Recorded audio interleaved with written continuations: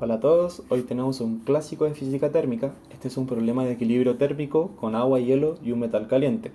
Lo que queremos descubrir es cuál va a ser la temperatura final del sistema, qué va a pasar con el hielo y el agua que tenemos aquí y saber si llegamos a formar vapor o no.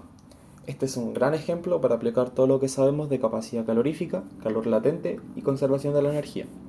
Entonces, ¿qué es lo que tenemos? Bueno, ahí pueden pausar para ver bien el enunciado, pero tenemos un calorímetro de cobre, que sería nuestro recipiente, que masa 800 gramos y tiene 600 gramos de agua a 0 grados Celsius. A este calorímetro se le echan 100 gramos de hielo a 0 grados Celsius, por ende estamos en equilibrio porque tenemos la misma temperatura en todo. Y finalmente tenemos una esfera de cobre caliente de 1 kilogramo a 1085 grados Celsius. Entonces, ¿qué es lo primero que va a pasar? O lo primero que nuestro primer pensamiento al leer este tipo de ejercicios es que el sistema va a empezar a intercambiar calor hasta alcanzar una temperatura común. Perfecto. ¿Cuál sería el primer paso? Bueno, el primer paso sería imaginarnos qué está pasando. Lo que va a pasar es que como todo menos la esfera está a 0 grados Celsius, está en equilibrio, la esfera es la única capaz de empezar a ceder calor. Y la esfera va a empezar a ceder calor hasta que vuelva a estar en equilibrio. ¿Ok? Entonces, ¿cómo vamos a calcular ese calor cedido por la esfera? Bueno, aquí tenemos el cálculo, perdón, la fórmula a utilizar, que es la típica de calcular calor. Nosotros sabemos que esto va a ser la masa por el calor específico del material por el delta de temperatura. Nuestra masa en este caso va a ser de 1 kilogramo. Nuestro calor específico, como nos dicen que es cobre, sabemos que va a ser de 0,385 kilojoules sobre kilogramos por grado Celsius. Y finalmente nuestra temperatura, la tenemos ahí, ahí hay un spoiler, va a ser eso. ¿Pero por qué? Vamos a explicarlo acá. Vamos a borrar esto. Lo primero que uno pensaría es que, como estamos trabajando en un delta de temperatura, nosotros vamos a tener 0 menos la temperatura a la que estamos trabajando inicialmente, que serían los 1085. ¿Pero por qué esto es incorrecto?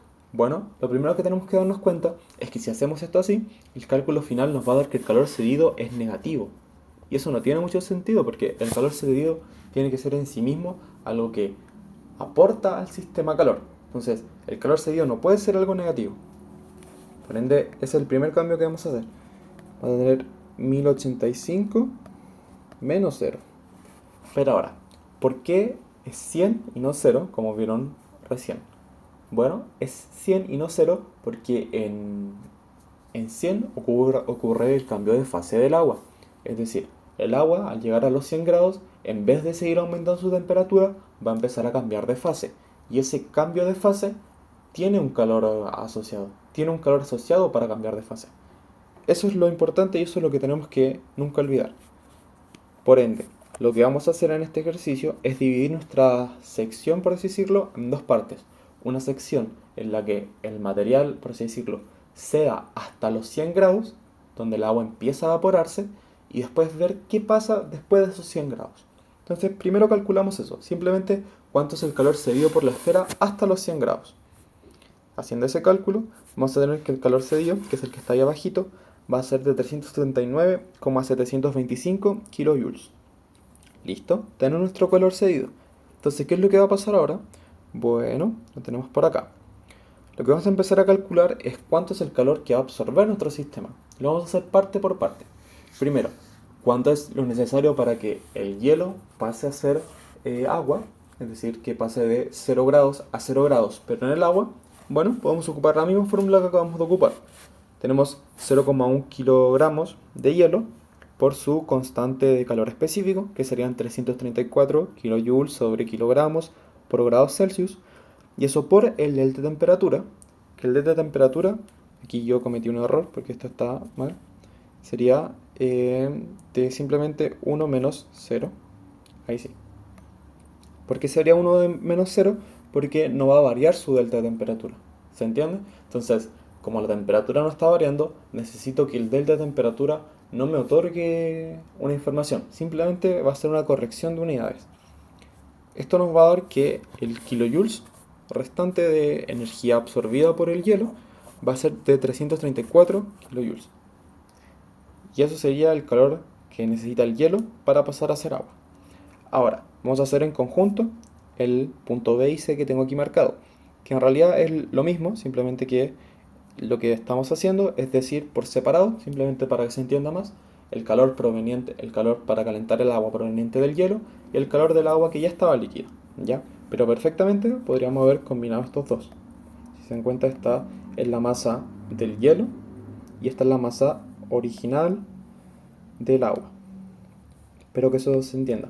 Pero si se dan cuenta, borré sin querer eso, pero si se dan cuenta, todo lo demás, que es lo que está aquí, se comporta igual, porque en sí mismo es lo mismo. ¿Ok? Entonces vamos a tener la masa, ya sea de el agua absorbida o o del agua del hielo o del agua que estaba inicialmente, por su calor específico, que es de 4,18 en las unidades que estamos tratando, y por el delta de temperatura, que sabemos que va a ser 100 menos 0, ya que estamos en 0 grados y queremos llegar a los 100. ¿Ya? Y esto nos daría en total los 41,8 kilojoules y los 250,8 kilojoules. Y finalmente solamente nos queda el del cobre, el del recipiente, el del calorímetro. Entonces vamos a tener 0,8 kilogramos del calorímetro por 0,385 kilojoules sobre kilogramos por grados Celsius. Y esto va a ser 100 menos 0, que sería lo mismo que está pasando con nuestras dos agüitas. Y eso nos da 30,8 kilojoules. Sumando todo esto, nos da calor total absorbido de 356,8. Entonces, ¿qué va a pasar ahora? Bueno, que nos sobra calor, porque si restamos las dos cosas, el calor cedido y el calor absorbido, nos va a sobrar calor. Es decir, vamos a llegar a 22,95 kilojoules. Que uno lo que aquí pensaría es, ¿qué va a pasar? Bueno, va a empezar a calentarse más. Que en priori, sí, eso es lo que debería pasar. Pero ¿qué es lo que pasa? El agua, al querer cambiar de fase, va a retener esa energía, ese calor, para poder cambiar de fase justamente. Entonces, este calor, como ya tenemos todo nuestro sistema en 100 grados, vamos a ver cuánto de este calor pasa a ser vapor. Para esto ocupamos la fórmula común para trabajar calor latente de vaporización.